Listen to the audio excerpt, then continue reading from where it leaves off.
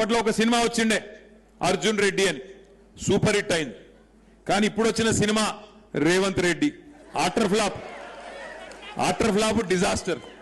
First half interval అయిపోగానే ఎక్కడో అక్కడ తల పట్టుకొని కూర్చున్నారు, ఎప్పుడు పోతాడరా నాయన అయినా అని.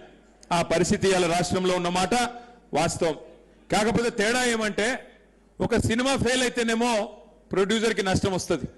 కానీ ఈ సినిమా, ఈ రేవంత్ రెడ్డి అనే సినిమా వల్ల 4 కోట్ల తెలంగాణ ప్రజలకు నష్టం వస్తున్నది. అది బాధ. సినిమా పోతే ఏం కాదు, ప్రొడ్యూసర్ నష్టపోతాడు. కానీ ఈ సినిమా 4 కోట్ల మందిని ముంచెతందుకే వచ్చింది. మరి వాళ్ళ వాస్తవం ఏంది అంటే, ఎట్లా ఉంది పరిస్థితి అంటే, మొన్న మధ్యన एक नवाब साहब है, पुराने जमाने के नवाब साहब है, वो आए थे मेरे पास, एक शादी का कार्ड देने आए थे मेरे पास. आके बोलने लगे, मैं पूछा साहब कहां से आप? बोले हम शमशाबाद के एरिया के रहने वाले हैं. तो बोला अच्छी बात है साहब, जरूर आने की कोशिश करता हूं. क्या हाल है पूछा मैं.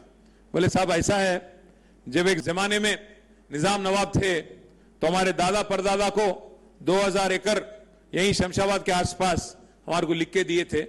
हुआ यह है, पिछले 100 साल से हम लोग ही है उस जमीन में. पर हाल ही में जब कांग्रेस की हुकूमत आई, हमारे को सडनली फोन आया कि भाई आके मिलो. अभी वो 2000 एकड़ तो गायब हो गए, हमारे पास बचा पुचा 300-400 एकड़ है साहब. फोन आया तो हम लोग गए, रेवेन्यू मिनिस्टर के ऑफिस से फोन आया, हम लोग गए.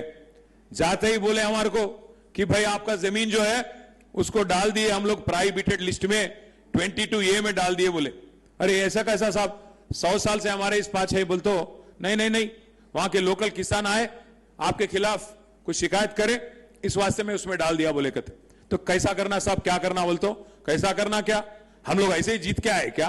1000 करोड़ खर्च हुआ हमारे को, तुम भी क्या करो, एक एकड़ का 1 करोड़ दियो, तब मैं आपको काम करता हूं. ఇది నేను చెప్పేదేదో కహాని కాదు. ఆయన పాపం పెళ్లి కార్డు ఇయనికి వచ్చిన పెద్ద మనిషి, 300-400 ఎకరాలు ఆయనకి జాగున్నది. ఆయన వచ్చి చెప్పుకున్న బాధ. ఆయన ఏం చెప్పిండు ఎరికేనా, సార్ నేను 2 ఏళ్ళు ఏమన్నా చేసి కష్టపడి ఈ దొంగల నుంచి నా భూమిని కాపాడుకుంటా, కానీ 2 ఏళ్ళు అయినాక మీరు వచ్చినాక మాత్రం ఈ దొంగల భర్తం పట్టాలి సార్, ఇడిచిపెట్టొద్దు, దుర్మార్గులు వీళ్ళు. 1 కోటి ఎకరాలు, 1 కాదు 2 కాదు, 1 కోటి ఎకరాలు భూములు ఇవాళ తెలంగాణలో ప్రోహిబిటెడ్ లిస్ట్ లో పెట్టి, ఆ 1 కోటి ఎకరాలను అడ్డం పెట్టుకొని బ్లాక్ మెయిల్ దందా చేస్తా ఉన్నారు సార్ వీళ్ళని చెప్పి చెప్తా ఉన్నాడు.